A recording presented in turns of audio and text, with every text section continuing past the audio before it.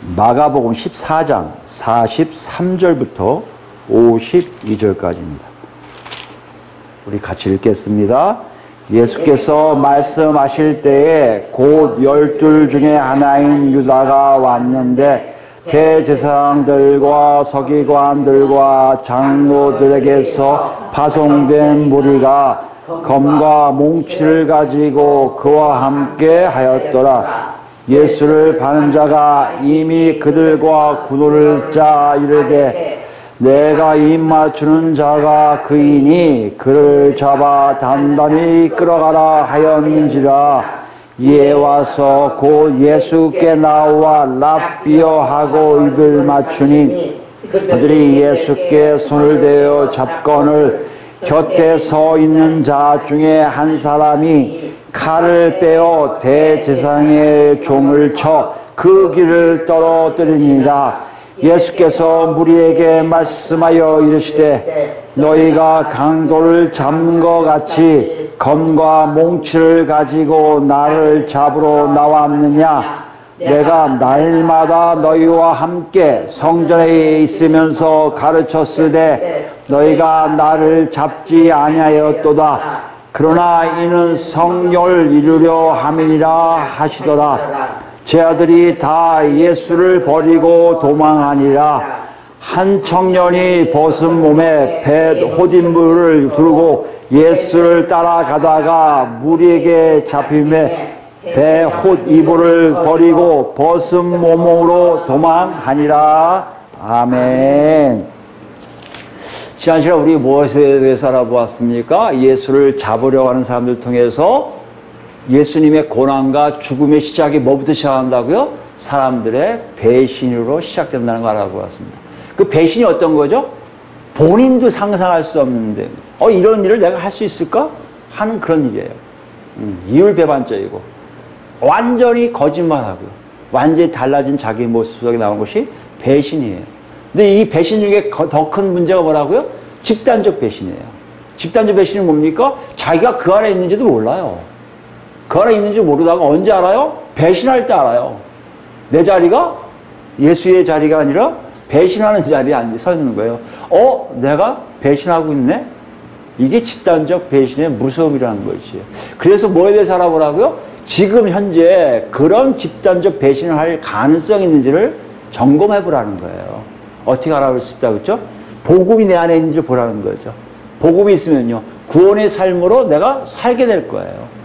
내가 뭔가를 하는 것이 문제가 아니라 내 안에 힘이, 사라지는 힘이 있으면 알아요. 사라지는 힘이 있다는 게 어떻게 할 수 있다고요? 집단적인 행동, 교회에 등록하고 교회 생활을 잘하면 되나요? 그런 것이 아니에요. 그런 것도 필요할 수 있겠지만 가장 기본적인 중요한 게 뭐예요? 각자가 하나님과 어떤 관계를 하냐의 문제. 하나님을 찾고 하나님을 만나고 하나님 뜻대로 살려고 하는 1대1 관계를 하고 있냐가 문제예요. 그것을 잘하고 있을 때 우리가 배신하지 않을 가능성이 많음을 알게 된다는 것이에요. 그래서 우리가 그것을 알아보았습니다. 여러분 한 주간 동안 어떠셨어요? 여러분 마음속에 정말 그런 것이 있었습니다. 내가 배신할 자리에 있는지 배신하지 않을 자리에 있는 걸 점검해 보였어요. 뭐로 여러분 자신하였어요? 여러분 삶 속에 내가 이거는 정말 있기 때문에 나는 예수님 배신 안 할 사람이야. 내가 이런 것이 없기 때문에 나 예수 배신할 수도 있겠네? 어떤 기준이었나요? 혹시 여러분이 갖고 있는 여러분의 의입니까? 여러분이 잘하고 있는 어떤 행동들이에요? 아니면 여러분 교회에 등록된 등록이기 때문에? 직분이 있기 때문에? 우리 가족이 다 예수를 믿기 때문에? 그런 건가요? 그게 아니란 말이에요. 여러분과 개별적으로 예수님을 통해서 아버지 하나님과 관계하며 성령의 이끌림을 살고 있는지를 정확하게 알아. 내가 그것을 고백할 때예요. 내가 암만 생각해도 나는 정말 예수를 믿었고 성령 인도하심 따라 아버지 대로 살고 있음을 부인할 수가 없어. 이것이 바로 내가 배신하지 않을 자리에 있는 것을 안다는 것이에요. 이게 있어야 돼요. 이게 없으면 여러분과 저는 사실 이 자리에 있음이 조금은 노크 소리밖에 안 들릴 거예요. 만약에 이거 있는 사람들은 여기 있으면서 찬양이 나올 거예요. 감사가 나올 거예요. 하나님을 더 찾을 거예요. 뚜렷한 차이를 여러분이 아셔야 돼요. 마가는 우리에게 이렇게 얘기해요. 예수 그리스도를 믿음으로 성령을 통해서요, 바로 하나님과 관계함을 알아요. 삶의 시작이 아버지와 관계하고 있음을 알아요. 여러분, 이거는요, 태어날 때부터 어머니 뱃속에서 예수를 만난 사람과 이게 차이가 없어요. 똑같아요. 어렸을 때부터 신앙생활 잘했으니까, 아니요. 그거 상관없어요. 어느 순간에 내 삶 속에 정말 성령을 통해서 아버지 하나님과 관계하고 있음을 아는 시간이 있어요. 그 순간이 있을 때부터 지금까지 계속해서 그런 관계를 맺고 있습니까? 이런 사람들을 그리스도인이라고 얘기해요. 이런 사람들을 예수 믿는다고 얘기하고 있다는 것이에요. 여러분과 제가 확인하실 작업이에요. 없으면 큰일 납니다. 그래서 부르시는 거예요. 자꾸만 놓고 하시는 거예요. 성경을 통해서 알게 하시는 거예요. 설교자를 통해서 알게 하시는 거예요. 옆에 주변에 많은 사람들 통해서 그것을 깨달으라고 지금도 여러분과 저에게 요청하고 계신 거예요. 여기 여러분 분명히 응답하셔서 배신 자리가 아니라 예수의 자리에 다 있기를 바랍니다. 오늘 더 나아갑니다. 오늘은요, 지난 시간에 예수를 배신했던 유다와 무리들에 의해서 직접적으로 영향을 받은 사람들. 다시 얘기하면 예수님과 제 아들이죠. 예수님보다 제 아들의 입장이에요. 지난 시간에 제 아들 입장에서 간접적으로 뭔가를 얻었다면, 오늘은 제 아들이 실제적으로 자기가 느꼈던, 체험했던 것을 우리에게 보여주고 있어요. 오늘 그것을 알아보는 것이 오늘의 문제입니다. 제 아들이 직접 받은 교훈이 무엇일까? 이것을 알기 위해서 지난 시간과 동일하게요, 마가의 기록, 형식, 양식, 특이함, 이걸 통해서 제 아들이 받은 교훈을 우리가 볼 수가 있다는 것이에요. 지난 시간에 얘기했지만 마가는 참 달리 표현하고 있어요. 그 대표적인 것이 47절 말씀 보시면요, 곁에 서 있는 자 중에 한 사람이 칼을 빼어 대제사장의 종을 쳐 그 길을 떨어뜨리려니라. 여기 보면 어떤 일이 일어나냐면요, 피가 나는 사건이 일어났어요. 예수님과 제자들 있는 사이에 피가 났단 말이에요. 이거 큰 사건이에요. 귀가 잘렸다는 얘기는 여기에 칼과 몽치를 들고 있는 사람들에서 제 아들이 다 죽을 수 있는 상황이 됐다는 얘기예요. 이거 끔찍한 사건이 일어나는데요, 마가는 거기 그 이후의 일들에 대해서 전혀 침묵하고 있어요. 조용해요. 마태복음이나 마가복음이나 누가복음이나 요한복음은 마가복음과 달리 뭔가를 다시 기록하고 있는 걸 볼 수 있어요. 마태복음 26장에는요, 그러지 마라, 그거 하나님 뜻 아니다라고 얘기했고요. 누가복음 22장에는요, 그 길을 낫게 하시는 예수님의 행위가 나타나고요. 요한복음 18장에는요, 이 사람이 칼든 사람이 베드로고 귀 잘린 사람이 말고라는 사람 이름까지 나와 있어요. 근데 마가는요, 전혀 그런 거에 침묵해요. 아니, 침묵 정도 아니고 바로 예수님이 말씀하시는 걸 끝나요. 말씀이 보니까 그거 되는 겁니까? 아니에요. 무리들에게 말씀하세요. 되게 어색한 거예요, 지금요. 되게 어색하게 만드신 이유가 있다는 것이에요. 아, 이게 마가가 일부러 독자들에게 특이하게 던지는 내용 중에 하나라는 얘기예요. 아, 그 큰 사건을 왜 아무렇지 않은 듯.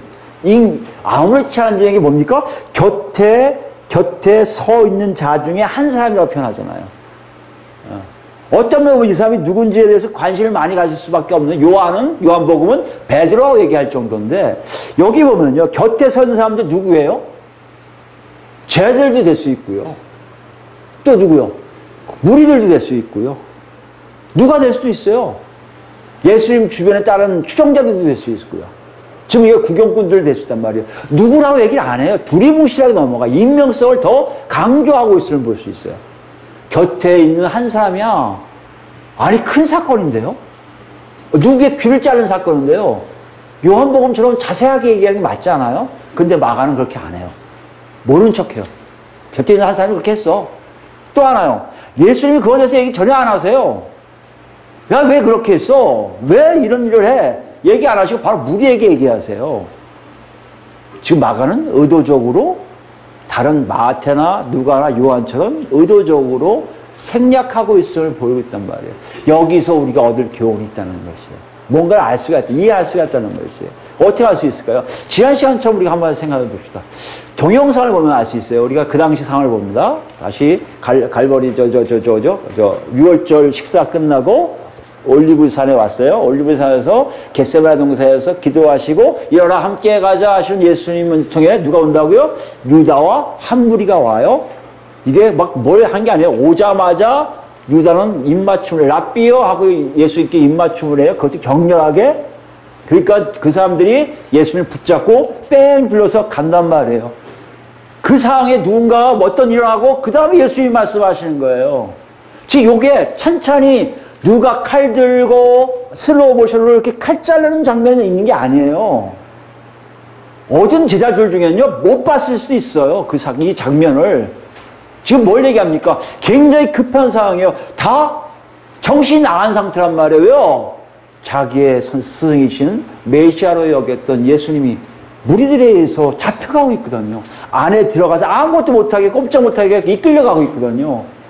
이들이 본 건 뭐예요? 그 장면뿐이에요. 예수님이 뭐라고 하신 것도 안 들렸을 거예요. 그리고 뭐예요? 다 혼비백사여서 도망가는 일만 있었던 거예요. 아마 본인이 도망가는 것도 몰랐을걸요? 나중에 와보니까 내가 여기 왜 있지? 정말 이거 뭐야? 아마 이 정도였단 말이에요. 여기에 본문이 기록하는 것처럼 그렇게 자세하게 뭔가를 탁탁탁 진행된 사건이 아닌 것을 마가는 생략함으로 독자들에게 전하고 있어요. 이 사건이 굉장히 급하게 정신없이 혼비백산해서 모두 다 어떤 일을 했다? 제자들은 다 한 가지예요. 50절 말씀이에요. 제자들이 다 예수를 버리고 도망하니라 되어 있어요. 이 한 줄을 다 끝내버려요. 이 한 줄을 얘기하고 싶었던 거예요. 누가요? 그 당시에 거기 있던 제자들이요. 누구에게요? 마가에게. 여기 보면요. 제자들이 다 예수를 버리고 도망하니라 되는데 사실은요. 헬라어 본문 보면 특이하게 적어요. 어떻게 적군요? 마가가 제자들이 예수를 버리고 도망하니라. 그 다음에 나오는 단어가 딱 한 단어거든요. 다. 여기 보면 다. 헬라어는 모두예요. 모두. 이거예요. 예수 버리고 도망했어. 모두 다. 이해되시겠어요? 지금 이 상황이 뭐라는 얘기예요? 제자들에게는요. 끔찍한 거예요. 뭔가 모르지만 본능적으로 행한 거예요.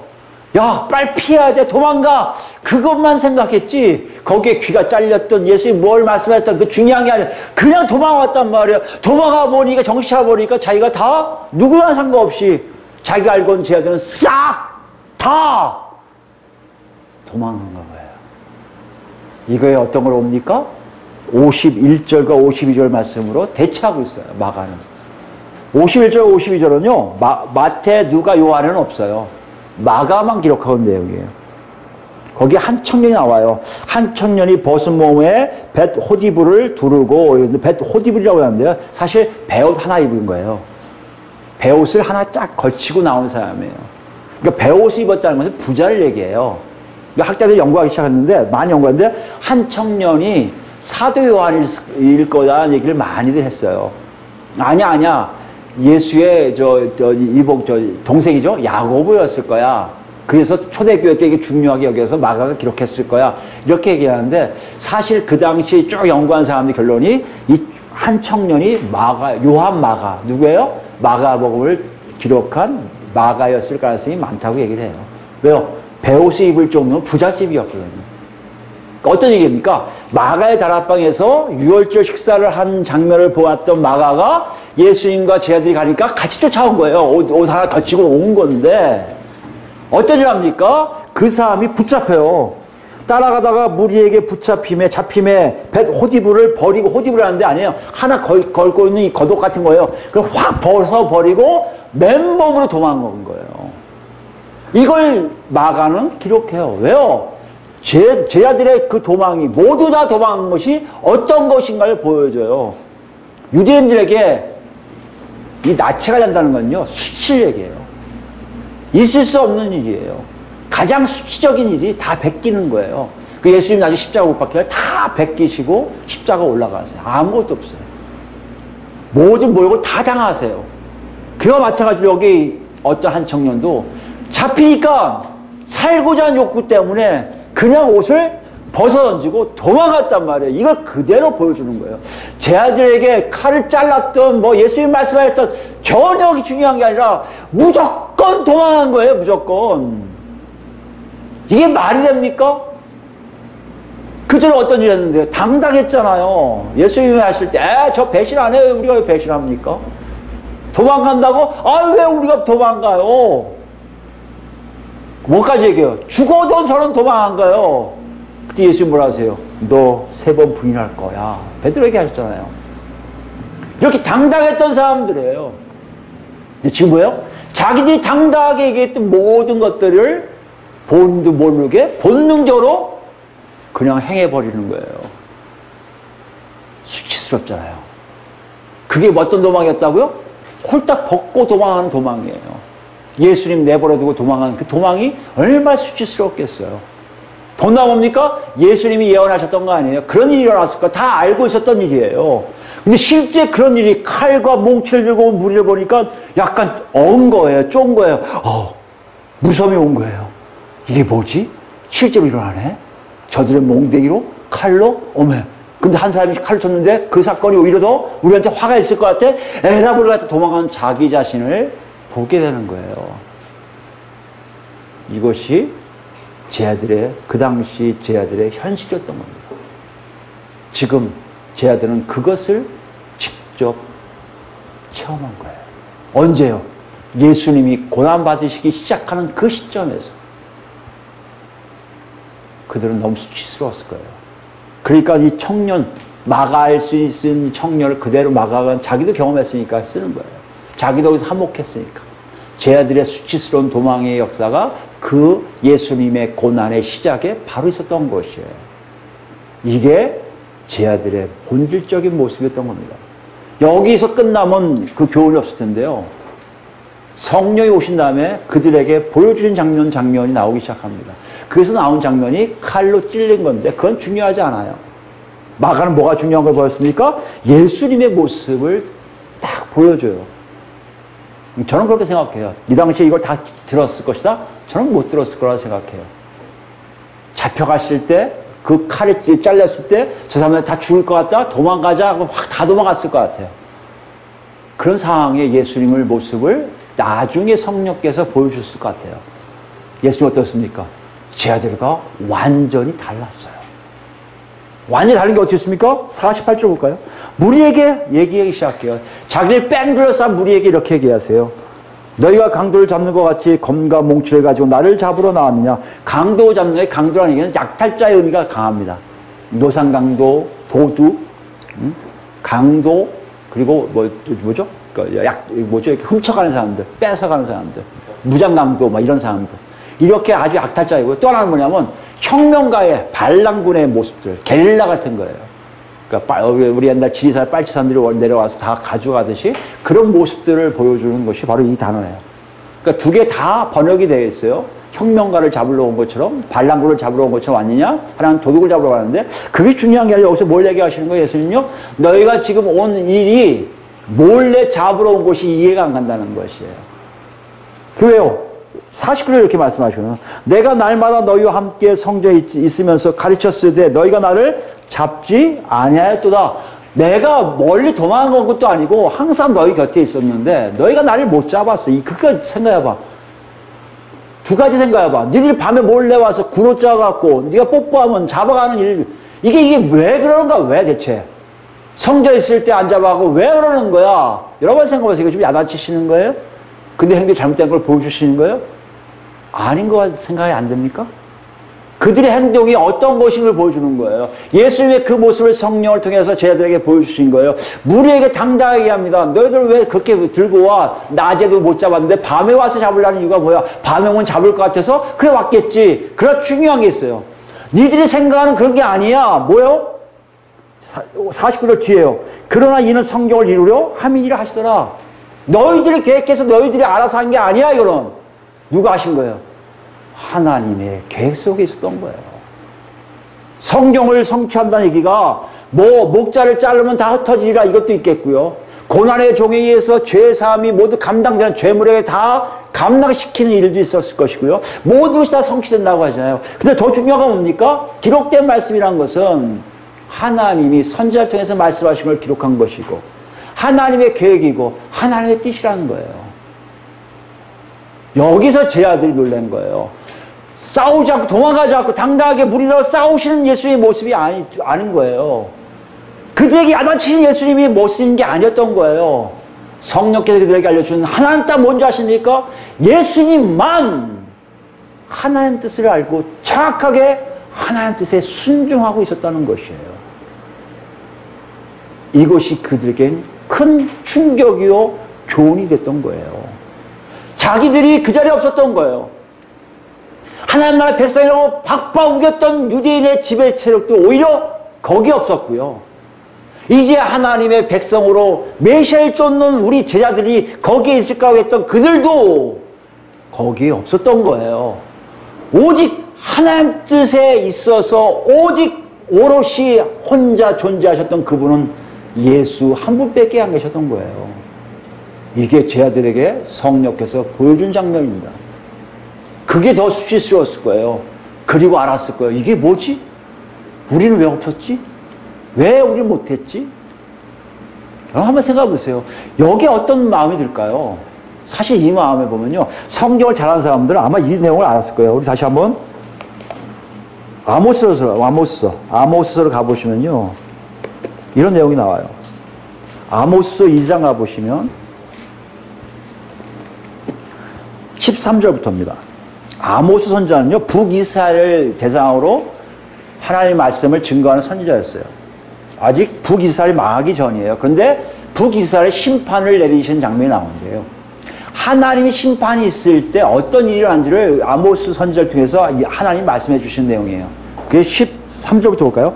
보라, 곡식단을 가득히 실은 수레가 흙을 누름같이 내가 너희를 누리라. 가득 실은 수레가 흙을 누르면 어떻게 푹 움푹 빠지잖아요. 그렇게 강하게 이스라엘 백성들을 누르시겠다는 거예요.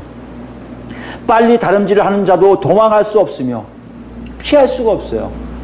강한 자도 자기 힘을 낼 수 없으며 용사도 자기 목숨을 구할 수 없으며 활을 가진 자도 설 수 없으며 발이 빠른 자도 피할 수 없으며 말 타는 자도 자기 목숨을 구할 수 없고. 무슨 말씀이에요? 하나님의 심판이 있을 때 사람들 눈에 저 사람은 참 괜찮을 거야, 저 사람은 살아남을 수 있을 거야, 저 사람은 아무리 해도 도망칠 수 있을 거야, 그런 사람 예외 없이 모두 다 하나님의 심판을 받을 수밖에 없게 되어 있다는 것이에요. 그리고 얘기합니다. 16절이에요. 용사 가운데 그 마음이 굳센 자도, 용사가 뭡니까? 힘 있는 사람, 용기 있는 사람이고 누가 봐도 어떤 상황이라도 끔쩍 안 할 것 같은 사람이에요. 근데 보세요. 용사 가운데 그 마음이 굳센 자도 그날에는 어떻게 해요? 벌거벗고 도망하리라. 여호와의 말씀이니라. 아마 요 3장 2장 16절 말씀이 아마 내렸을 거예요. 학자들도 주석 보면 이거 많이 인용합니다. 구약에 이것이 그대로 왔다고 얘기를 해요. 저도 그 생각 들어요. 하나님의 심판이 있을 때, 아니 하나님의 역사가 있을 때 인간 모두는 납작 엎드리고 아무리 강한 자라 하더라도 거기서 도망할 수밖에 없는 상황이 일어나게 되어 있다는 것이에요. 이거를 지금 제자들이 목도한 거예요. 오직 예수님 외에는 인간은 도저히 하나님의 뜻을 수행하는데 그 자리에 있을 수가 없고 다 도망하든지 아니면 심판을 받을 수밖에 없는 상태인 거예요. 이게 제자들의 본질이에요. 이게 사람들의 본질이에요. 인간들이 갖고 있는 첫 아담에 의한 죄에 의한 결과치들이에요. 하나님 역사에 어느 인간도 동참할 수 없게 되어 있다는 것이에요. 이걸 로마서 3장에는 이렇게, 바울 사도는 이렇게 얘기하고 있습니다. 로마서 3장 우리 아는 내용인데 볼까요? 이거 뭐하고 연결시켜요? 죄에 대해서 연결시키고 있습니다. 3장 9절부터 볼까요? 로마서 3장 9절 말씀이에요. 그러면 어떠하냐? 우리는 나으냐? 결코 아니라. 유대인이나 헬라인이나 다 죄 아래 있다고 우리가 이미 선언하였느니라. 유대인도 헬라인도 죄 아래 가 있어서 하나님 앞에 어떻게 되느냐 보세요. 그리고 시편 기자 얘기합니다. 의인은 없나니 하나도 없으며 깨달은 자도 없고 하나님 찾는 자도 없고 다 치우쳐 함께 무익하게 되고 선을 행하는 자는 없나니 하나도 없도다 라고 되어 있어요. 예수님이 오신 이유도 여기 있고요. 신약이 와야 되는 이유도 여기 있고요. 예수님이 십자가 못 박게 돌아가셔야 되고 부활승천하신 이유가 다 여기 있는 거예요.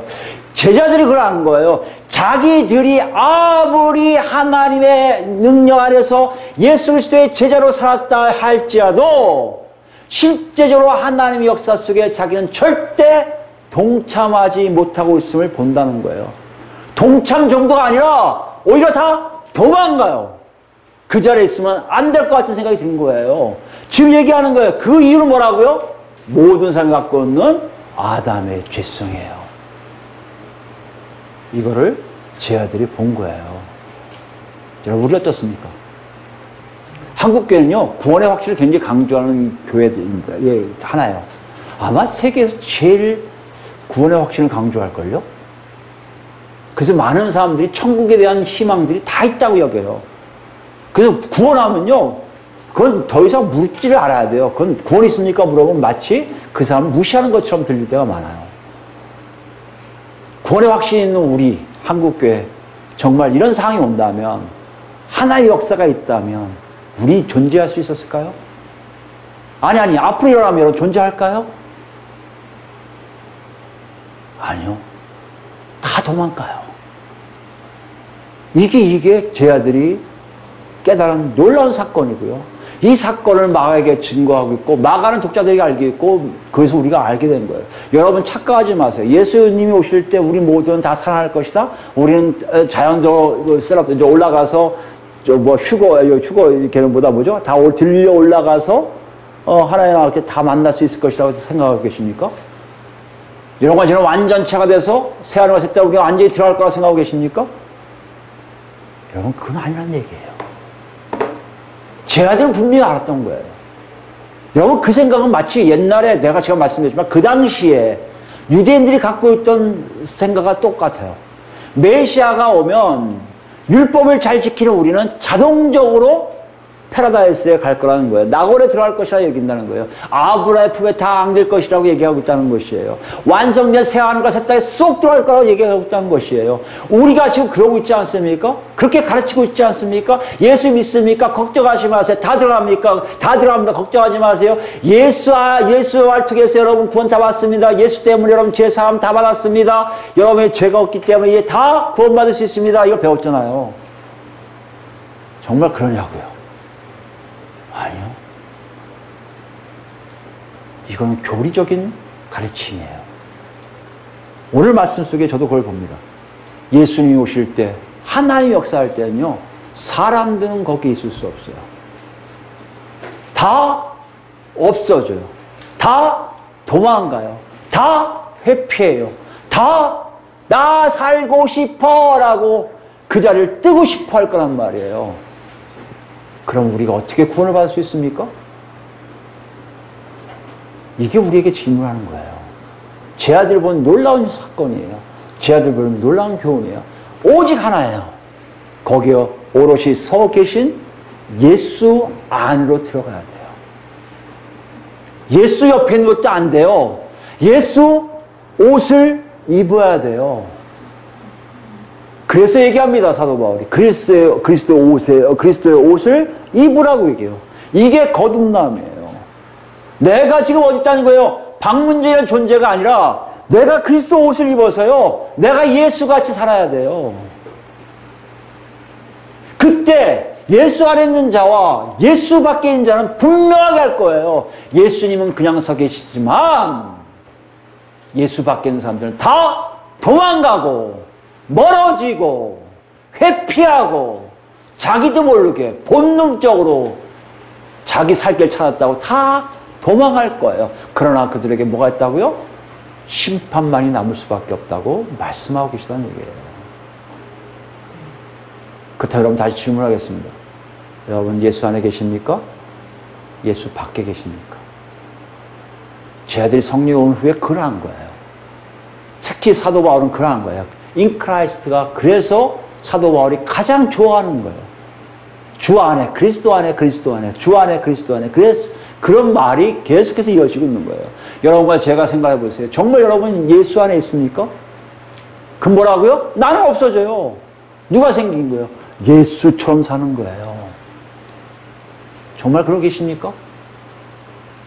이것이 제 아들이 마가를 통해서 우리에게 놓고 하는 거예요. 이거 알기 위해서 어떻게 합니까? 고린도서 가볼까요? 어떻게 가능하죠? 고린도서 2장 가보시면 제자들도 그게 안 됐는데 어떻게 알아요? 성령께서 오시니까 알게 된 거예요. 성령이 어떻게 왔습니까? 예수님이 십자가 못 박혀 죽으시고 부활하셔서 하나님 아버지 우편에 앉아 계시니까 약속하신 성령을 보내주셨어요. 그 성령을 받은 제자들이 알게 된 거예요. 내가 예수 때문에, 예수에 의해서, 예수의 이름으로, 예수 때문에 내가 살아. 나사 예수 이름으로 기도하게 되고요. 자기가 사라져요. 베드로, 아니야. 나 그렇지 않아. 나한테 절하지 마세요. 나 아니에요. 나도 똑같은 사람이에요. 나한테 절하지 마세요. 겸손까지도 갖추게 됐다는 얘기예요. 오직 예수 그리스도를 높이려고 했었던 거예요. 어떻게 가능하다고요? 성령이 오시니까 가능해지는 거예요. 그 여러분들 저와 정말 내가 예수 안에 있는지 어떻게 할 수 있습니까? 성령이 오신 사건이 정말 우리 안에 있으면 우리가 아는 거 아니에요. 그게 뭡니까? 고린도서에는 이렇게 얘기하고 있어요. 9절부터 볼까요? 2장 9절. 사도 바울은 이렇게 성령의 오심에 대해서 얘기하고 있습니다. 고린도전서 2장 9절 말씀이에요. 기록된 바 하나님이 자기를 사랑하는 자들을 위하여 예비하신 모든 것은 눈으로 보지 못하고 귀로 듣지 못하고 사람의 마음으로 생각하지 못하였다 함과 같으니라. 어떠한 구절을 이사야서 얘기한 걸 얘기하고 있습니다. 그걸 다시 인용해 주고 있는 거예요. 그 다음에 10절입니다. 오직 하나님이 성령으로 이것을 우리에게 보셨으니 이 모든 걸 어떻게 가능하다고요? 성령을 통해서만 가능해요. 하나님이 보여주시고자 한 사건이 알아요. 여러분 예수 안에 있다는 얘기는요. 여러분 예수의 눈으로 보는 거예요. 뭔가 이렇게. 예수 안을 어떻게 본다고요? 성령을 통해서 보는 거예요. 여러분 이건요. 어떤 이렇게 꾸며진 만화 영화가 아니에요. 실제 사건이에요. 그렇기 때문에 성령이 우리 안에 계신 것도 실제 사건이고요. 예수 안에 들어간 것도 실제 사건이고요. 우리 삶이 나를 부인하면 부인할수록 나 방문정이 없어지면 없어질수록 예수의 이름이 올라가는 것도 사실이고요. 그럴 때마다 내 눈이 밝아서 성령께 나를 인도하심이 분명할 수 있다는 것이에요. 이것은 사실이에요. 지금 예수님이 그걸 보여주신 거예요. 지금 얘기하잖아요. 오직 하나님이 성령으로 이것을 우리에게 보여주셨으니 성령은 모든 것 곧 하나님의 깊은 것까지도 통달하시니라. 사람의 일을 사람 속에 있는 영 외에 누가 알리요? 이와 같이 하나님의 일도 하나님의 영 외에는 아무도 알지 못하니라. 무슨 말씀이에요? 하나님의 일을 알아요. 하나님의 뜻을 알아요. 하나님의 계획을 알아요. 제 아들이 성령이 오시고 예수 안에 들어가니까 알아요. 그때부터 순교할 때까지 충성을 다하기 시작해요. 자기는 사라져요. 예수님과 똑같이 죽은 걸 좋아하는 베드로도 너무 좋다 하니까 너는 거꾸로 죽여주마. 그래도 좋아요. 예수님이 바로 죽였는데 내가 어떻게 예수님과 똑같이 서서 죽겠습니까? 엎어 죽이세요 하고 전세에 기록되어 있다는 거 아니에요. 제 아들이 안 거예요. 성령이 온 다음에 하나님 뜻을 안 거예요. 이 땅은 아무것도 아니고 나그네 삶인 거 안 거예요. 이 땅의 세상의 모든 것들은 사라지는 거 안 거예요. 오직 아버지와 관계된 것만, 예수 그리스도를 통해서 관계된 것만 영원히 존속한 걸 알게 된 거예요. 그 안에 들어가는 것만이 일생의 가장 중요한 것을 안 거예요. 누구 때문에 알아요? 예수 그리스도의 죽으심 때문에. 누구 때문에요? 그래서 보내신 성령을 통해서 하나님의 계획과 뜻을 알기에 내가 바뀌어지고 있음을 안 거예요. 12절 보세요. 우리가 세상의 영을 받지 아니하고 오직 하나님으로부터 온 영을 받았으니 이는 우리로 하여금 하나님께서 우리에게 은혜로 주신 것들을 알게 하려 하십니다. 하나님이 역사한 것을 우리가 알게 되었다는 것이에요. 여러분 한번 생각해 보세요. 정말 예수 안에 계십니까? 그렇다면 여러분 성령이 여러분 안에 계셔야 돼요. 성령이 안에 계십니까? 여러분 어떻게 하셔야 돼요? 하나님의 뜻을 알아요. 하나님의 큰 사역을 알아요. 하나님의 큰 일을 알아요. 세상은 아니에요. 세상을 멀리할 거예요. 자기를 부인하기 시작할 거예요. 십자가를 지나는 게 뭐라고요? 세상을 멀리한다는 거예요. 그게 누굴 쫓아가요? 예수 안에 자꾸 들어가려고 했을 거예요. 예수만 쫓아갈 거예요. 삶이요 달라지죠. 똑같을 수 없잖아요. 예수 믿는 삶이 왜 저렇게 달라지지? 윤리적인 삶을 자꾸 얘기하는데 윤리적인 삶은 기본이에요. 저 사람이 포악했는데 순해졌네? 옛날 술, 담배 많이 했는데 안 하네? 옛날 이상한 짓 많이 했는데 이상한 짓 안 하네? 이걸로 끝나는 게 아니에요. 본질적으로 도망갔던 사람이 예수님처럼 하나님 뜻에 전혀 도망가지 않고 서 있는 거예요. 하나님 뜻이라면 오히려 더 보는 거예요. 누구 때문에요? 예수님 때문에. 누구 때문에요? 성령님 때문에요. 그런 내 자신이 달라져요. 고린도후서 가볼까요? 고린도후서 6장이에요. 3절부터 보겠습니다. 고린도후서 3장 6장 3절입니다. 바울사도 이렇게 얘기해요. 우리가 이 직분이 비방을 받지 않게 하려고 무엇이든지 아무에게도 거리끼지 않게 하고, 비방하지 않게, 무슨 말이에요? 예수 그리스도의 정권대사로서, 예수 그리스도를 대신해서 온 사도 일행으로서 예수님의 이게 흠이 안 되기 위해서. 이건 무슨 얘기입니까? 내가 지금 예수 안에 있음을 보여주기 위한 거예요. 여러분 잘 아셔야 돼요. 예수 안에 있는 건 분명합니다. 그 여러분 알아요. 나 때문에 예수님이 욕먹으면 안 되지. 나 때문에 예수가 깎이면 안 되지. 이런 생각이 먼저 들 수밖에 없어요. 왜요? 예수 그리스도 옷을 입고 있기 때문에요. 이게 없으면 여러분의 명예 때문에 살 거예요. 방문전 명예가 흐트러지면 안 돼. 목사인데 말이야. 목사의 명예 흐트러지면 안 돼. 이건 내가 사는 거예요, 여러분. 내 명예 없어도 돼요. 내 명예 없어도 돼요. 저기 찌질하게 생겼어. 괜찮아요. 예수님의 명예만 없어지지 않으면 되는 거예요. 또 우리 생각해 보세요. 누구 명예 갖고 살아요? 누구 이름 때문에 살아요? 나 누구? 이거 이렇게 살아도 돼? 에이! 이거 아니에요? 이건 예수 그리스도 옷을 입은 게 아니에요. 나는 없어도 괜찮아요. 예수님이 계시면 돼요. 이게 예수 안에 있는 거예요. 지금 사도 바울이 그걸 얘기하잖아요. 비방받지 않게 하려고 아무에게도 무엇이든 꺼리끼지 않게 한다는 게 무슨 말 보세요. 오직 모든 일에 하나님 일꾼으로 자천하여 많이 견디는 것, 무조건 견디는 것, 환난과 궁핍과 고난과 매맞음과 갇힘과 난동과 수고로움과 자지 못함과 먹지 못함 가운데서도 깨끗함과 지식과 오래 참음과 자비함과 성령의 감화와 거짓이 없는 사랑과 진리의 말씀과 하나님 능력으로 의의 무기를 좌우에 가지고 영광과 욕됨으로 그러했으며 악한 이름과 아름다운 이름으로 그러했느니라. 우리는 속인 자 같으나 참되고 무명한 자 같으나 유명한 자요 죽은 자 같으나 보라 우리가 살아있고 징계받는 자 같으나 죽임을 당하지 아니하고 근심하는 자 같으나 항상 기뻐하고 가난한 자 같으나 많은 사람을 부유하게 하고 아무것도 없는 자 같으나 모든 것을 가진 자로다. 가장 이상한 사람으로 살아요. 여러분 예수 믿는 게 그런 거예요. 세상의 가치로는 이해가 안 되는 거예요. 왜 저렇게 살지? 이해가 안 돼요. 나 같으면 저렇게 안 살겠어. 꼭 목사라고 저렇게 살아야 돼? 꼭 예수 믿는 저렇게 살아야 돼? 나 같으면 안 살겠어. 아니요. 그 사람이 살려고 한 게 아니라 그렇게 사라지는 거예요. 그리스도 옷을 입었으니까. 가장 이해가 안 되는 거예요. 누가 봐도 괜찮을 것 같은데 안 괜찮고, 화려할 것 같은데 초라하고, 초라할 것 같으면 화려하고, 많이 있을 것 같으면 없고, 없을 것 같으면 있고, 이건 사람이 종을 잡을 수 없는 존재같이 사는 것이 됐다는 얘기예요. 왜요? 예수님이 바로 우리 대신 사시기 때문에 그래요. 여러분 잘 기억하셔야 돼요. 반대급부가 있으니까 내가 부자도 될 수도 있어. 부자 돼도 괜찮아. 아니 그게 아니에요. 예수님 마음이란 얘기예요. 하나님 마음이란 거예요. 저 사람 부자로 만들고 싶고 하나님 마음은 부자 되는 거예요. 가난한 자 되는 거예요. 저 사람 이 땅에서 힘들게 살아. 그렇게 되는 거예요. 이 땅에 뻥뻥 치라. 그렇게 되는 거예요. 문제는요. 그들을 통해 예수 그리스도가 나오냐 안 나오냐가 중요한 거예요. 근데 우리는 그렇지 않잖아요.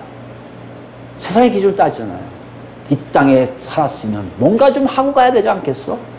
이 땅에 살았으면 뭔가 좀 누리고 살고 가지고 살고 좀 떵떵거리고, 아니 떵떵거리지 않는데 불편 없이 살아가는 게 이 땅에 삶 아니야? 이렇게 생각하고 있지 않습니까? 그 기준 자체가 이미 여러분과 저는 그리스도 옷을 입은 것이 아니라는 얘기예요. 예수님은 그렇지 않았어요. 오직 하나님만 보셨어요. 하나님이 고난의 자리로 들어가니까 들어가시는 거예요. 그분을 어떤 분인가 다 아시기에. 우리가 그 안에 있다면 우리도 마찬가지예요. 지금 사도 바울 일행이 그렇게 살았다는 거 아닙니까? 고난 받는 거, 이거 둘째 중요한 게 아니에요. 이 사도 바울 얘기를 보세요. 들어보면 쭉 읽을 때 보면요, 이게 중요한 게 아니에요. 그 다음은 능력도 나오고 능력도 없을 수 있고 이게 중요한 게 아니야. 이게 중요한 거 아니야. 제일 중요한 거는 내가 예수 안에 있다는 것이야. 여러분과 제가 지금 예수 안에 있는지 없는지를 확인시켜 주잖아요. 예수 안에 계십니까? 밖에 계십니까? 14절부터 볼까요? 다시 돌아가면 6장 14절 보면요. 그래서 마지막에 얘기하는 게 이 내용이에요. 이제 고린도 교인들한테 권하는 거예요. 이건 예수님 말씀하신 것 같은 비슷한 말이에요. 이거 기본이에요, 기본. 이랜들이 가졌던 삶은 정말 예수 그리스도 옷을 제대로 입은 사람의 모습이라면 기본적인 삶들 이 정도는 해야 되지 않겠냐고 보여준 거예요. 뭐요? 너희 믿지 않는 자와 멍에를 함께 매지 말라. 의와 불법이 어찌 함께하며 빛과 어둠이 어찌 사귀며 그리스도와 벨리알이 어찌 조화되며 믿는 자와 믿지 않는 자가 어찌 상관하며 하나님의 성전과 우상이 어찌 일치가 되리요. 우리는 살아계신 하나님의 성전이라 이와 같이 하나님께서 이르시되. 우리는 하나님의 성전인 거 아는 사람들은요 조심할 수밖에 없다는 거예요. 혼합을 하지 말라는 거예요. 세상이 들어오는 걸 거부하라는 거예요. 우리가 안 되니까 딴 건 믿으면 되겠지. 아이고 좀 다 해보지 뭐. 다 하나님 다 하시는 건데 뭐 어때? 괜찮지.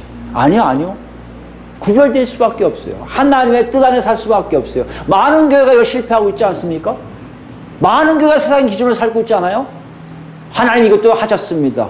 다 하나님 하셨습니다. 뭘 다 하나님 하셨어요? 자기들이 억지로 놓고 다 하나님 하셨대요.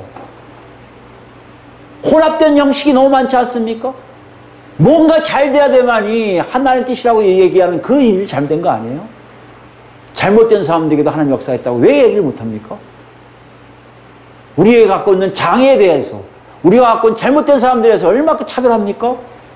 차별하지 말라고 이렇게 더 싫어해요. 왜요? 우린 차별당하고 있는 걸 싫어하는 건 이 얘기하면서 차별 스스로 해요. 예수 믿는 사람들이. 아니 이게 말이 됩니까? 하나님 위해서 차별되지 않게 딱 세워놓으셨는데 그 삶을 살면 되는데 마치 자기가 잘난 듯이 자기 주장하는 거 아니에요? 여러분 생각해 보세요. 그리스도 옷을 입었는지 내 명예 내가 생각하는 걸 주장하고 있는 건지 내가 가까운 성을 계속 유지하려고 애쓰고 있는 건지 그 성이 하나님 눈에 아니라면 허물 수 있는 용기가 있는지 여러분과 저는 하나님의 성전이에요. 이렇게 얘기한다면 기억하세요. 여러분 안에 하나님이 안 계시면 거짓말이에요. 하나님만 있으면 어떻게 할 수 있습니까? 보세요. 내가 그들 가운데 거하며 두루 행하여 나는 그들의 하나님 되고 그들은 나의 백성이 되리라. 그러면 너희는 그들 중에서 나와서 따로 있고 부정한 것을 만지지 말라. 내가 너희를 영접하여 너희에게 아버지가 되고 너희는 내게 자녀가 되리라. 전능하신 주의 말씀이라. 하나님의 뚜렷함이 있어요. 하나님답지 않은 걸 다 버리게 하세요. 세상 아니에요. 세상의 논리 아니에요. 화려함 아니에요. 뭐 쭈쭈함 아니에요. 그런 거 아니에요. 하나님의 뜻이에요. 하나님이 함께 하실 증거가 있어요. 나는 없고 아버지만 나와 있어요. 그분만 높아져요. 그분의 이름만 높여줘야 돼요. 이게 함께하는 하나님 성전의 모습이지. 많은 분들이 착각해요. 예수 믿고 처음에 고생하는데 걱정하지 마. 하나님 높이실 거야. 높이지 뭘 높여요? 그건 미혹이에요. 아유 나왔잖아요. 하나님께서 높이신다고. 하나님 높이신다고 높아갑니까? 아니요. 낮은 자리에 있는 사람들 얘기하는 거예요. 왜요? 예수님 제일 밑에 계시거든요. 우리는요 높아지게 뭘 얘기합니까? 세상적 높임이에요. 제일 좋은 아파트, 제일 좋은 빌딩, 제일 좋은 자리, 제일 좋은 음식, 제일 좋은 차를 타고 다녀야만이 높인다고 착각하고 있는 거 아닙니까? 아니요. 예수와 같아질 때 높아지는 거예요. 여러분과 제가 예수 안에 있는 줄 확인하시기 바랍니다. 7장 1절 결론이 이렇게 납니다. 그런즉 사랑하는 자들아 이 약속을 가지고 우리는 하나님을 두려워하는 가운데서 거룩함을 온전히 이루어 육과 영의 온갖 더러운 것에서 자신을 깨끗하게 하자. 이게 예수 안에 있는 거예요. 예수 하나님을 두려워하고요. 거룩함을 온전히 이루기 위해서 자기 육과 영에 있는 더러움을 자꾸만 깨끗하게 하는 일을 하는 거예요. 내 주장이 있으면 버리는 거예요. 참는 거예요. 해주지 마세요. 입 다물세요. 내가 하고 싶은 거 많아요. 욕구 많아요. 가만히 있어야 돼요. 쉽지 않아요. 그래서 성령이 오세요. 그래서 예수 안에 있는 거예요. 내가 있으면 내 힘을 살겠죠. 오늘 것을 분명하게 말씀하고 계십니다. 여러분 한번 생각해 보세요. 이런 일들이 여러분이 예수 안에 있는지 밖에 있는지 알게 하신 일이에요. 우리 이렇게 얘기하는 사람 있어요. 아이, 목사님, 거의 과거 얘기죠. 지금 현대는 달라졌잖아요. 현대는 물질도 많고요. 좀 편함도 있는데 꼭 바울처럼 살아야 됩니까? 그 목사님 잘못 생각한 거예요. 그렇지 않아요? 좋은 차를 탈 수도 있고 뭐 있죠. 그런 거 얘기하는 게 아니에요. 그런데 있어요, 또 하나요. 여러분, 현재하고요. 미래가 더 문제예요. 사도들은 오히려 안전했어요. 성령 충만함이 돼 있어서요. 근데 이들의 경고는요. 앞으로 종말이 다가오면 다가갈수록 배신할 가능성이 많고요. 도망갈 가능성이 많고요. 예수 안에 들어오지 않는 자는 다 하나님에게서 멀어질 수밖에 없는 상황이 온다고 경고하고 있다는 것이에요. 이게 우리 현실이에요, 지금. 바울 사도들, 아니 제자들, 그 당시에 예수님과 함께 있던 제자들보다 더 어려운 상황이 와요. 만약 이런 상황에서 예수님처럼 잡힌 사건, 아니 예수님 오시는 그 사건, 아니 하나님의 능력 역사에 이런 사건에 모든 사람들이 다 도망가고 호미백사할 때 여러분과 저도 같이 갈 수 있다니까요. 그래서 경고하는 거예요. 미래에 그런 일이 일어날 겁니다. 아니 지금 벌써 시작되었을 가능성이 많이 있어요. 그게 있습니까? 요한계시록 가볼까요? 요한계시록 13장 가보시면요. 5절부터 볼까, 5절이요? 짐승 두 마리가 나와요. 하나는 바다를 하고 하나는 땅이에요. 다 이게 악한 영들에 의해서 해온 권력을 얘기해요. 권력, 힘이에요. 그 짐승이 과장되고 신성모독을 말하는 입을 받고 신성모독을 한다는 건 하나님을 경히 여기는 걸 얘기해요. 하나님을 경히 여긴 사람들에 의해서 지금 한국교회가 어떡합니까? 침묵하고 있잖아요. 동성애만 막으면 된다고 착각들 하고 있지 않습니까? 차별만 더욱 차별시키면 교회답다고 여긴 게 한국교회라면 지금 한국교회 사실 죄송하지만 그리스도 올 수 있는 게 아니에요. 오히려 더 하나님을 욕되이 하고 하나님은 다른 사람을 섬긴 사람을 아무렇지 않게 옳다고 여기는 그 시스템. 오히려 무속이 더 판치고 있는 시스템에 아무렇지 않게 그들과 손을 잡는 것. 이게 신성모독이에요. 아까 얘기한 하나님 성전이 도저히 할 수 없는 일들을 아무렇지 않게 하고 있잖아요, 교회가. 그를 앞세우고 그를 찬양하고 그와 함께 뭔가 하면은 하나님 일을 잘하겠다 착각하는 일들. 지금도 이런데 앞으로 그런 사람 나온 능력 있는 사람 아마 더한 사람 나올 수 있어요. 정말 지도자 중에 우리가 밀고 있는 지도자 중에 정말 인텔리하고 인품도 있고 성품도 없고 모든 것이 완벽한 사람인데 하나님을 믿지 않는다고 얘기하는데도 아무렇지 않게 교회가 따라갈 수 있다는 거예요. 그런 일 더 올 거예요. 그런데 뭐입니까? 그런 일이 일어나는데요. 앞으로 더 나요. 42살 동안에 일할 권세를 해서요. 짐승 입을 벌려 하나님 향하여 비방하되 그 이름과 그의 장막 곧 하늘에 사는 자들을 비방하더라. 예수 그리스도를 잡아가는 일 중에 보고도 도망가는 제자들처럼요. 그 사람들 봐도 아무렇지 않은 사람들 나온단 말이에요. 7절 보세요. 또 권세를 받아 성도들과 싸워 이기게 되고 각 족속과 백성과 방언과 나라를 다스리는 권세를 받아요. 심지어 성도들도 이겨요. 성도들이 와서 이거 아닙니다. 왜 하나님 까불지 마면 에게 옛날에는 종교 탄압을 시끄럽겠는데요. 그때 되면요. 종교 탄압이라는 게 없어요. 오히려 더 뭉개버려요. 왜요? 그런 사람이 없거든요. 그런 일들이 일어나게 될 거란 말이에요. 앞으로 제가 두려워하는 게 그거예요. 혹시 내가 지지하는 사람이 정치적 지지하는 사람이 그래서 이제 정치 안 하려고 합니다. 정치 지지 안 하려고 해요. 이제. 내가 정치 지지하는 사람이 그런 사람일 가능성이 많다고 생각하면 그때부터 안 하기 시작했어요. 이번 대통령 선거가 저한테 준 교훈 중에 하나예요. 절대 정치에 관여 안 하겠다. 누가 될지 몰라요. 심지어 정말 교회가 정치 차지 않으면 안 될 일들이 이번 대통령 선거를 통해 나왔잖아요. 우리가 지금 이걸 모르고 있는 거 아닙니까? 죽임을 당한 어린 양의, 보세요. 8절 무서운 게 이거예요. 죽임을 당한 어린 양의 생명책에 창세 이후로 이름이 기록되지 못하고 이 땅에 사는 자들은 그 짐승에 뭐요? 경배하게 돼요. 누구든지 귀가 있거든 들을지어다. 성령께서 말씀하시는 거예요. 하나님 안에, 예수 그리스도 안에 성령이 또해서 그렇게 구별된 삶을 살지 않는 사람들은 다 그 사람을 따라가게 돼 있어요. 하나님을 욕해도 따라가요. 하나님을 멀리도 따라가요. 그 사람이 마치 우리의 구세군 모양 쫓아간단 말이에요. 한국교회가 지금 그러고 있지 않습니까? 이제 더 그럴 거예요. 집단적으로 그럴 거예요. 집단 배신이 쉬워질 거예요. 거기에 우리가 없다? 어떻게 할 수 있어요? 생명책에 기록된 사람인지 아닌지 확인하셔야 될 거 아니에요. 10절 보세요. 사로잡힐 자는 사로잡혀 갈 것이요 칼에 죽을 자는 마땅히 칼에 죽을 것이니 성도들의 인내와 믿음이 여기 있느니라. 결과치는 하나님이 결과에 의해서 나오니까 성도들이 지키고 있어야 돼. 기다리고 있어야 돼. 아닌 거 알면 참아야 돼. 죽으면 죽었지. 차라리 거기 못하겠다고 예수 그리스도 안에 들어가야 돼요. 예수님이 붙잡을 때 그 안에 들어가는 제자들이 됐어야 될 것처럼 우리도 들어가야 돼요. 그 안에 들어가야 돼요. 너 죽을 거야. 괜찮아요. 들어가야 돼요. 이제 그럴 시대가 와요. 이게 종말에 예수를 믿는 사람들이 당할 우리 현실이 될 수 있는 거예요.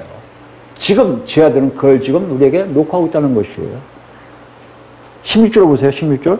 그가 모든 자 곧 작은 자나 큰 자나 부자나 가난한 자나 자유인이나 종들에게 그 오른손에나 이마에 표를 받게 하고 누구든지 이 표를 가진 자 외에는 매매를 못하게 하니 이 표는 곧 짐승의 이름이라 그 이름의 수라. 제가 여기 있으니 총명한 자는 그 짐승의 수를 세어보라. 그것은 사람의 수니 그의 수는 666이라. 어디서는 610이라 뭐 여러 가지 16이다 여러 가지 있어요. 중요한 거 아니에요. 뭐가 중요한 겁니까? 그때 되면요. 그 체제에 들어가면요. 예수 믿는 사람들은 먹고 살기가 정말 힘들어진다는 거예요. 이 상황을 여러분이 안다면 지금 준비하셔야 돼요. 지금 예수 안에 안 들어가는데 어떻게 여러분 살 수 있어요? 여러분 한번 생각해 보세요. 여러분이 하루 살고 가만히 한번 생각해 보세요. 여러분 정말 세상에 살았는지 하나님 나라 살았는지 알아요. 여러분이 하나님 아버지를 한 번도 생각하지 않아도 전혀 불필요 없이 살았습니까? 여러분 죄송하지만 하나님 나라에 있었지 하나님 나라가 아니라 세상에 있었지 하나님 나라가 없었던 거예요. 다시 얘기하면요. 예수 밖에 있었지 예수 안에 있는 사람들이 아니에요. 아마 이게 정확한 사람은요. 예수가 여러분을 불쌍히 해서 이렇게 옷자락에 살짝 덮은 사람은요. 그나마 마음속에 하나님 한 번도 부르지 못한 이름이었네요 하고 고백할 거예요. 그 고백도 없습니까? 여러분 죄송하죠. 예수 믿는 거 아니에요. 그건 정말 가짜예요. 성령 역사하지 않잖아요.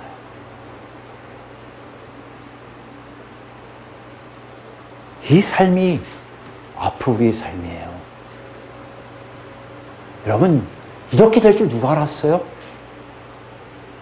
팬데믹이 일어날 줄 누가 알았습니까? 전세가 이런 식으로 또 경제적인 어려움이 있을 줄 누가 알았습니까? 이것이 여러분에게 어떤 일이 일어날지 누가 알겠어요? 이 놀라운 상황에서 여러분 누구를 지금 의지하고 있는지 보세요. 누구를 바라보고 있는지 보세요. 이 상황에서 더욱더 예수 안에 들어갈 사람들? 예수님입니까? 여러분 희망이 있는 거예요.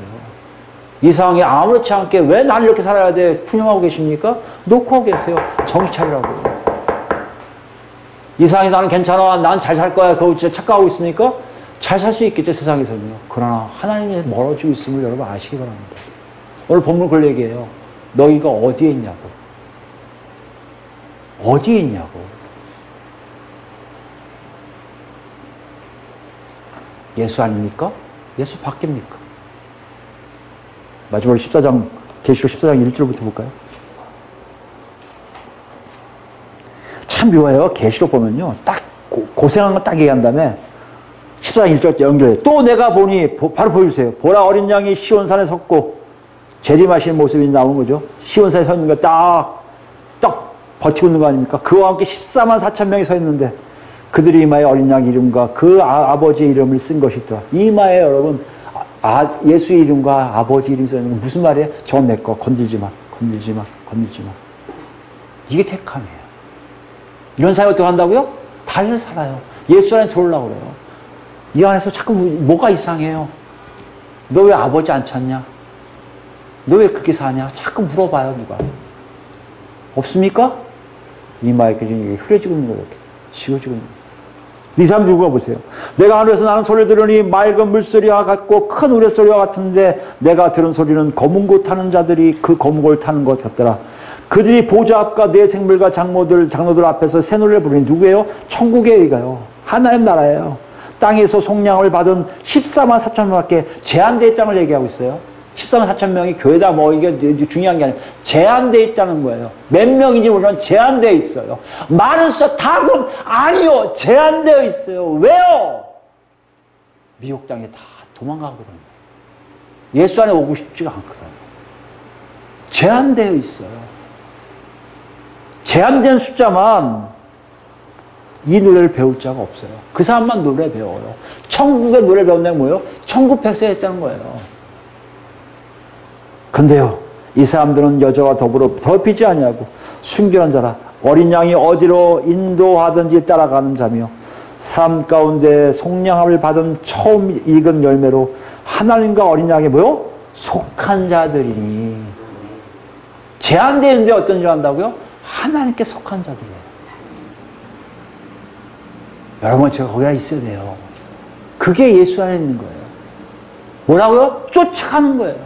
예수님이 가는 곳만 다 따라가는 거예요. 어딜 가든지 죽어도 죽음으로, 살 길은 살 길로, 부은 부, 빈은 빈, 약하면 약함, 건강은 건강, 상관하지 않고 그냥 쫓아가는 거예요. 가다 보면 나중에 아버지께 영원히 찬양하는 자리에 내가 가 있는 거예요. 이 사람 특징들 보세요. 5절입니다. 그 입에 거짓말이 없고 흠이 없는 자가. 거짓말이 없다는 게 무슨 말인지 아닙니까? 이 안과 똑같아요. 나 예수 믿습니다. 예수 믿는 거예요.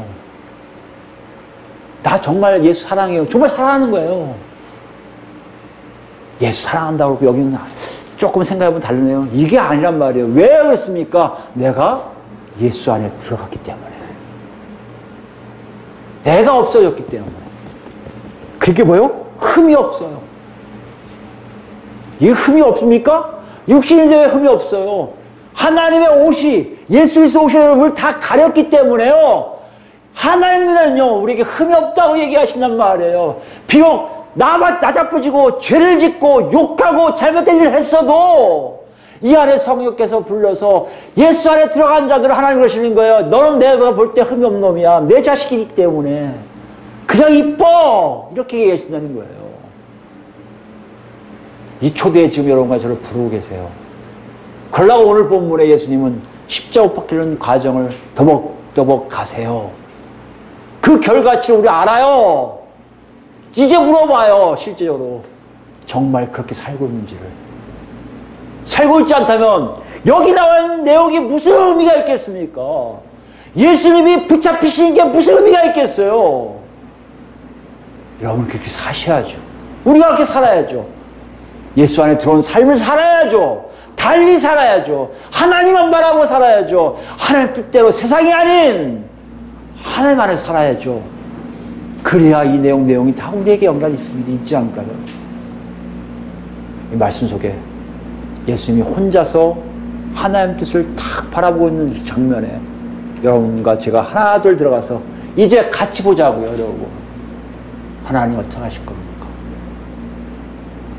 이 삶이 그 현장에서 도망간 수치로운 제자가 아닌 다 들어가서 하나님께 영광 돌리는 14만 4천 명 안에 우리가 들어가는 그런 놀라운 우리에게 있기를 예수 그리스도로 축원드립니다.